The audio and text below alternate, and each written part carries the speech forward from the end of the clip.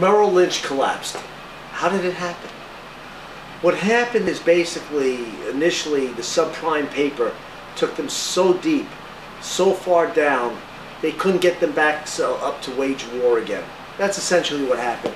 What happened is they fell in love with the idea of peddling this subprime paper, which is not worth a bucket of warm spit, to the American investor, and they crucified investors with this subprime paper. See, they take these mortgages, $500,000 mortgages, from people who had no business having $500,000 mortgages, and they bunch 200 of them together. So that's $100 million, and they securitized it. They put 200 mortgages that weren't worth anything. They put them together. By putting them together into a $100 million package, they then go to the rating agencies like Fitch and Moody's, and they say, you know, would you give this a AAA rating for us? And the reason is because it's diversified. I know the mortgages may not be credible, or they may be credible, but together they're certainly going to be all right. And the agency said, the rating agencies, would you pay us a big fee for this? Oh yes, we'll pay you whatever fee you want. So they paid the rating agencies whatever fee they wanted, and the rating agencies, Moody's, Standard & Poor's, came back and said, this is AAA rated paper. So what happened?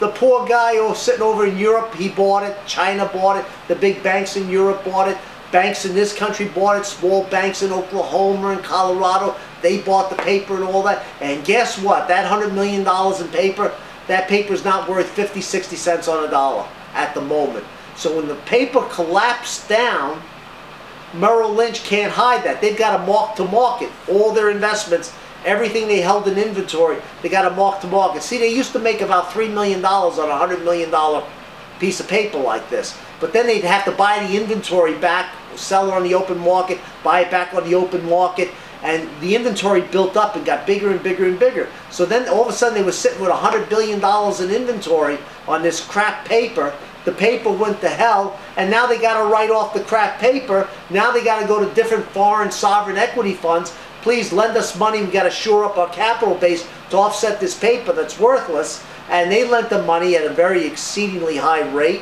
and a good deal for them. And Merrill Lynch still found, as the months and quarters went by, they couldn't work themselves out of the hole they were in.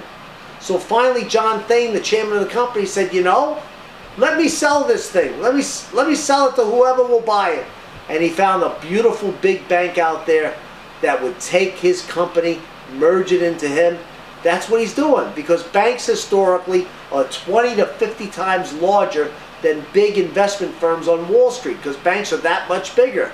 So what you're seeing now is the onslaught of investment banking firms and Wall Street firms being swallowed up by major money-centered banks. And pretty soon there will not be a major firm on Wall Street left on Wall Street, and Wall Street, as we understand it, has now completely disappeared, with the exception at the moment of Morgan Stanley, which we believe will be taken over, and Goldman Sachs will probably be the only one left standing.